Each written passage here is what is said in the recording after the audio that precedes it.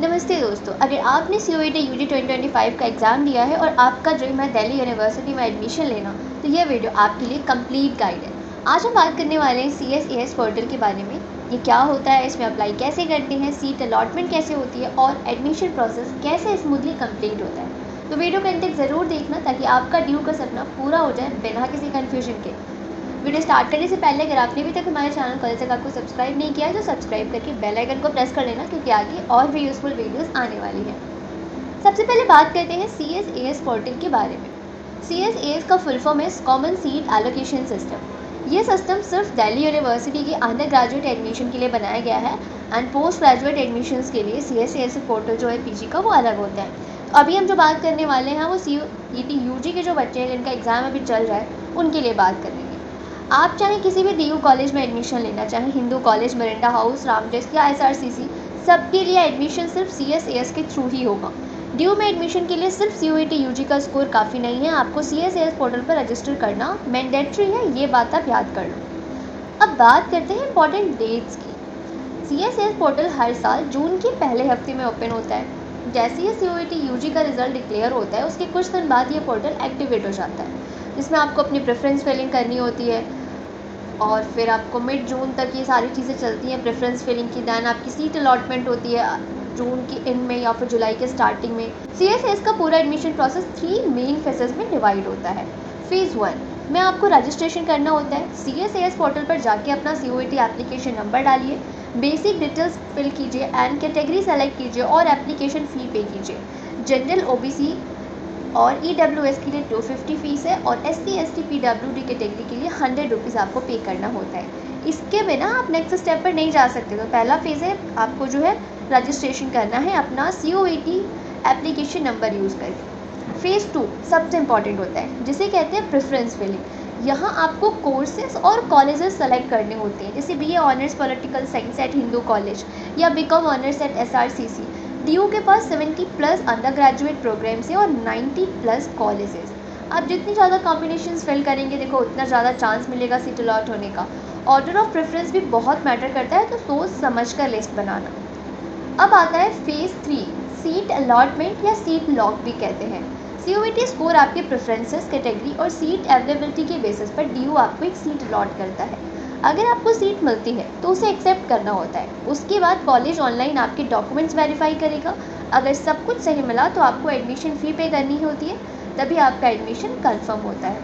तो यहाँ पे आपकी सीट लॉक आपको ही करनी है एट द एंड, क्योंकि सीट अलॉट होने के बाद भी एक्सेप्ट आपको करनी है। एक्सेप्ट करने के बाद सारी डॉक्यूमेंट्स वेरीफाई करा के एडमिशन फ़ी पे करके आपको अपनी सीट लॉक करनी है।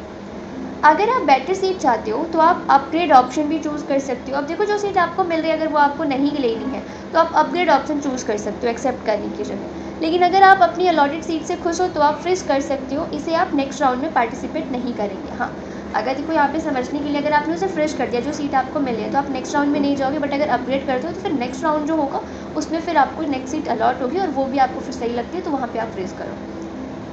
डॉक्यूमेंट्स की अगर मैं बात करूं तो डॉक्यूमेंट्स भी रेडी रखना ज़रूरी है, जैसे 10th और 12th की मार्कशीट, COET UG का score card, passport size photo. देखो, स्कोर कार्ड तो आपको डाउनलोड करके उसका प्रिंट निकलवाना होता है, ठीक है, तो वो आपको खुद ही निकलवाना है print. Passport size photo, signature, caste certificate अगर एप्लीकेबल हो। कास्ट सर्टिफिकेट इसलिए ज़रूरी है क्योंकि अगर आपने basic OBC, EWS, SC ST apply किया है बट आपके पास सर्टिफिकेट नहीं है तो आप जनरल में काउंट होंगे, तो सर्टिफिकेट मैंडेटरी है। और एक वैलिड ID प्रूफ। अब वैलिड ID प्रूफ में आप अपना आधार कार्ड, जनरली बच्चे आधार कार्ड यूज़ करते हैं, आप आधार कार्ड, पैन कार्ड या फिर पासपोर्ट जो भी आपके पास है, जो भी यूज़ करना आप कर सकते हो। EC और स्पोर्ट्स कोटा के लिए आपको रेलिवेंट सर्टिफिकेट्स भी अपलोड करने होंगे अगर आप फिल कर रहे हो ये सभी कोटा, तो ठीक है। और हाँ, डॉक्यूमेंट जेन्युइन होने चाहिए। अगर फेक या गलत डॉक्यूमेंट मिला तो एडमिशन कैंसिल हो जाएगा, ये ध्यान रखना। अगर किसी भी वजह से आप फर्स्ट फेज़ में अप्लाई नहीं कर पाए तो DU एक मिड एंट्री विंडो भी ओपन करता है, जिसमें आप 1000 फ़ी देकर लेट अप्लाई कर सकते हैं। तो वहाँ पे आप 250 में अप्लाई कर रहे हो, 100 में अप्लाई करो, बेहतर है कि आप टाइमली सारी चीज़ें करो। और हमारे चैनल को सब्सक्राइब कर लोगे तो सब कुछ आपको टाइम टू टाइम अपडेट मिलता रहेगा। ओके, चलो अभी बात करते हैं जो आपने 1000 फ़ी लेट अप्लाई किया है 1000 फ़ी दे करके। इस केस में आपको इनिशियल प्रेफरेंस या अर्ली राउंड सीट्स का एडवांटेज नहीं मिलता क्योंकि आप ऑलरेडी लेट हो।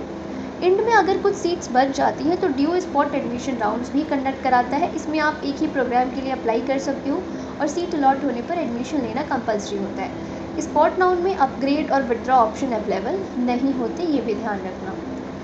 अब मैं अगर कुछ प्रो टिप्स आपको दूँ, अगर आप दिल्ली यूनिवर्सिटी टारगेट कर रहे हो तो अपनी प्रेफरेंसेस लॉजिकली भरना, रेगुलरली पोर्टल और ईमेल चेक करते रहना, और पेमेंट एक्सेप्टेंस डेडलाइन मिस बिल्कुल मत करना, क्योंकि ड्यू आपको अगेन एंड अगेन चांस नहीं देता, क्योंकि देखो काफ़ी ज़्यादा ट्रैफिक है ड्यू में एडमिशन लेने वालों की। अगर आप स्पोर्ट्स या ईसीए कोटा के अंडर अप्लाई कर रहे हो तो उसका स्पेसिफिक ट्रायल या सर्टिफिकेट्स भी रेडी रखो प्रॉपर, वरना वो आपको रिजर्वेशन नहीं मिलेगा। तो दोस्तों, ये था एक कंप्लीट और अपडेटेड गाइड दिल्ली यूनिवर्सिटी के CSIS पोर्टल के थ्रू एडमिशन के लिए।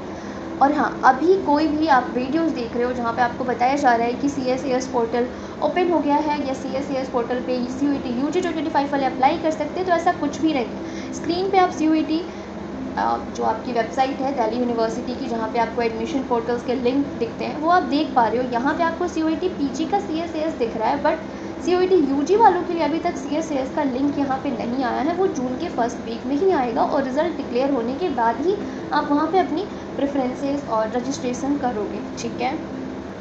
ओके, तो इस वीडियो में इतना ही, मिलते हैं नेक्स्ट वीडियो में। Till then keep watching, keep learning.